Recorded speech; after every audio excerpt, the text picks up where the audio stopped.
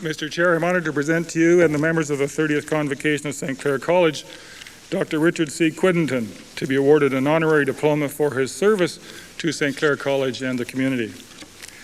As the founding president of St. Clair College of Applied Arts and Technology, Dr. Quittenton's vision and enthusiasm for college education became a trademark for excellence, which has been synonymous with the culture of St. Clair, underlying the 30 years of achievement as a College of Applied Arts and Technology and building upon the foundation of the Western Ontario Institute of Technology.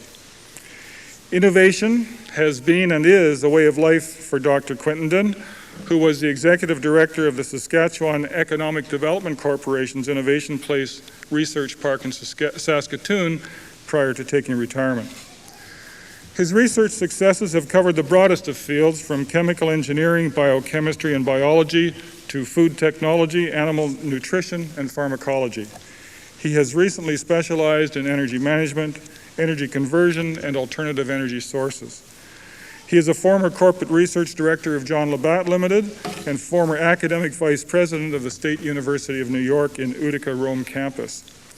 He is a former president of the Association of Professional Engineers of Ontario and one of the designers of the brief from the Engineering Institute of Canada to the Senate Committee on Science Policy. He has also been active as a consultant to the Ontario Ministry of Northern Affairs to explore technology appropriate for Northern Ontario. He is a fellow and former director of the Chemical Institute of Canada and a life member of the Professional Engineers of Ontario and British Columbia. He holds 9 patents.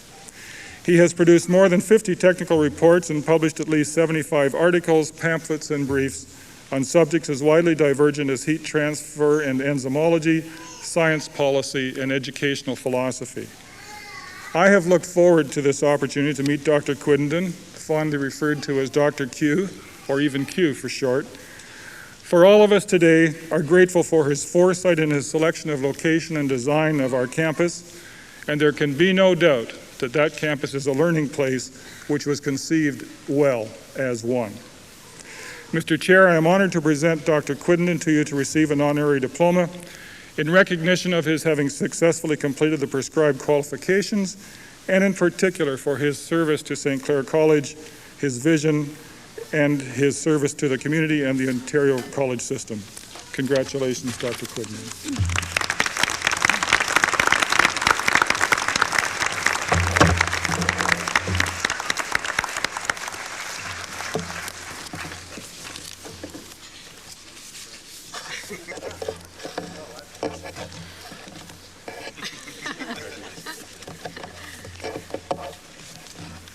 Dr. Quittenton, would you address the convocation? Oh, well, all right. But first of all, a gift is worth another gift. So the technology students gave me this 20 years ago when I left. I made it out of bronze, but I think over the years it's got heavier because it's turned into 3X gold. So there it is. And there's a little pack inside. So that's yours, sir. Thank you.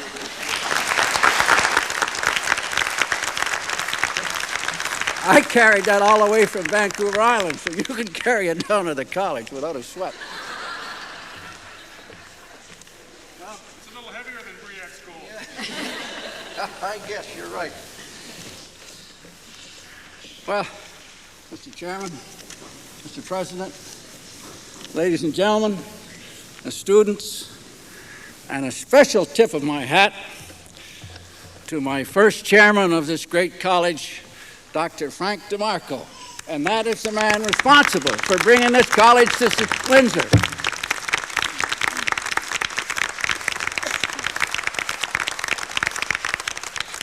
Well, it's just great to be back here at a convocation. But you know, the real reason I'm here is because I've got a touch of gray hair, and the chairman thought I'd bring a look of maturity to the conference. And what he didn't know was I have a touch of hemorrhoids too, so I bring a look of concern. Well, pardon me, sir. When I left here some years ago, I had a vision for the graduates, alumni like you, and the college. For one reason or another, I never managed to pull off this vision then. Now, one reason was perhaps that I suffered from having too many visions. Now, that's bad, because if you have too many visions, people think you're a little weird. Another reason was perhaps that my visions were always seemed to be 10 or 20 years ahead of their time. And my problem is they still are, but at my age now, a vision 20 years down the road isn't worth a damn. So, anyway, here's the vision I had some 20 years ago for the college and its community. The timing was not right then, because jobs were fairly easy to get and to keep, and money was fairly free for the college. But that's not so today, as we all know very well. Jobs are hard to get and hard to keep, while free money for education is just a memory. So now we have the incentives that were lacking before. Now, this vision is that the college would help the graduates in a concrete, physical way to reach some of their own visions where feasible. And where successful, graduates would give the college some financial return, a return on its investment in that graduate. The vision was of a bridge, a two-way bridge running between the college and its graduates and the general public as well. Now, this bridge is founded on two firm abutments. One of these is the certain fact that Canadians are among the most inventive and creative people in the whole world. Now, for example, the tools and techniques for dryland farming now used all around the world, and dryland farming is the largest type of farming. Those were all invented and developed in Saskatchewan. Right now, this hall is full of ideas and concepts, some of which could create new jobs and businesses if they could just be harnessed. So the ideas are there. The other abutment is the equally certain fact that learning by doing is by far the most effective way of learning. Far, far more effective than learning by listening or by reading or by watching. One learns to fix a car by fixing one. One learns to be a surgeon by cutting somebody up. Well, that's the way it goes. So it's also a certain fact that students much prefer learning by doing to any other teaching technique. And students will work nights, weekends, on their own time on a project. Now, we showed this clearly 20 years ago by our entry in the first clean air car race, where our students worked hundreds of hours on their own time on our entry. And as you may recall, we came in third against the most famous universities on the continent. The University of Toronto, MIT, Caltech, and so on. St. Clair came in third because of the student and staff input into that project. Now, I see that right today there are some young girl high school students in Nova Scotia who've just built an electric racing car. It took them 2 years of their own time. Now they're going to race that next summer in the United States. So that's what project learning is. So now we have those two piers out there, two pools of potential. One pier is the pool of ideas, of concepts, needing help to get started. The other pier is the pool of students anxious to work on projects of value, something they can get their hands and teeth into. And to reach these piers across the bridge, we need a vehicle. Now, that vehicle is the project learning plan. Now, this is excruciatingly simple. To implement it, however, work-oriented, job-oriented, creative, and dedicated faculty are required. Fortunately, the very kind we have at St. Clair.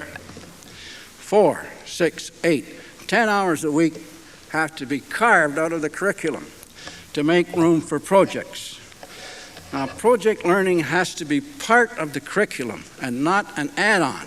There just isn't time available for add-ons like that. The hours taken out, therefore, have to be replaced by written course objectives so that the student knows what he or she must be able to accomplish to earn a diploma. Now, that's the way it is in business, too. Then it's up to the student to demonstrate to the faculty that she or he has mastered these objectives. Once the curriculum is reorganized in this manner, a call goes out to the alumni, the students, the staff, and the general public for ideas which the sponsor would like to have examined at St. Clair College as a project and at no initial cost to the sponsor. The sponsor, however, would agree in advance to pay to the college an appropriate royalty if and when the idea ever generated any income as a result of the input by the college. No initial charge is needed because, let's face it, the college, the physical facilities, and the staff's salaries are already paid by society. Now, every effort would be made to maintain confidentiality of the idea to protect the interests of the sponsor. Any income received by the college from such efforts would be shared with the faculty involved in the project. I'm a great believer in incentives. The ideas received would be screened for suitability for the plan. They would be screened primarily for market pertinence, not for academic pertinence. The academic pertinence arises from the discipline attained in doing the project, no matter what the subject matter. The two objectives of the plan must be dominant at all times. The first is that the sponsor should make a buck, because out of this comes new jobs, new goods and services, new businesses, and eventually a dollar for the college too. Thus, commercial feasibility is the prime consideration for acceptance of an idea. The other objective is learning by the students, so the idea must be suitable for examination by our students and with the resources available to them. Ideas accepted for study would be given to a single student or to a group of students working as a team, precisely as happens in the world outside. Again, precisely as happens outside, the students would do a feasibility assessment of the idea. This would include finding out what's already known about the scheme, what the markets are, what the competition is, what might it cost, what might it sell for, what plant or equipment might be needed, how might it be made or provided, what improvements might be attainable, and finally, is it promising or not. At that point, a full report is written and turned in as part of the curriculum requirement. It would be marked heavily for spelling and grammar. If any of you think you can make a really good life without being able to spell or to write, you're in for a terrible, terrible shock.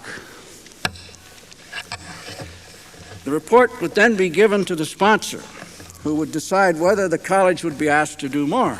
If it was a service, some field work might be done. If it was a product, a prototype might be built and tested, again as part of project learning. So that's the essence of the project learning plan. It's pretty simple. Now, some of you may say, well, that's okay for technology or business, but it certainly isn't going to be any good in something like nursing. There is not a single program at St. Clair that would not benefit from project learning. Let's take nursing, for example. The hospitals today are full of nooks and crannies, desperate for a better idea.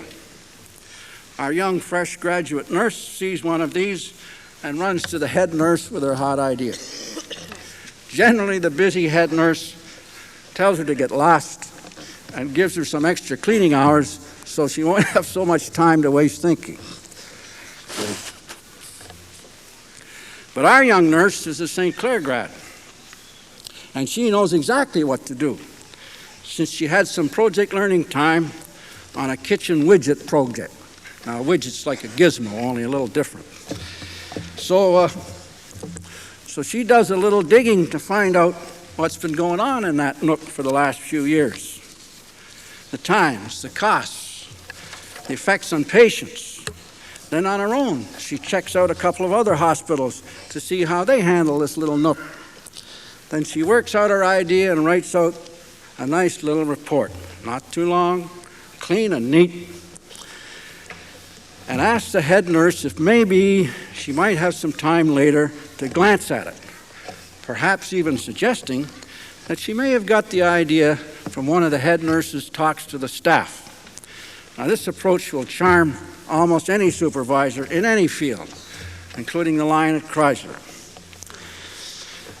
Now, the really good supervisor, the good ones, will read the report, and whether it is used or not, the writer will be marked for early special training and be on the fast track for personal growth. You see, once you get settled in a job, people don't care or even remember what your education is. They care only if you can make things work. Project learning makes things work. It was my hope that this plan would make Sinclair, Windsor, and Chatham the center of innovation and small business development in Canada. A place where entrepreneurs could get started with a concept which had been scrutinized in a methodical and careful manner, in an institution where the students were exposed to real-life situations, whether their project ever came to commercial fruition or not. Then soon the word would get out. Say, I hear those St. Clair people have a knack for getting a project going. Maybe we should hire one. Why not 2 or 3? So, thank you for bringing me back, and good luck in all your endeavors.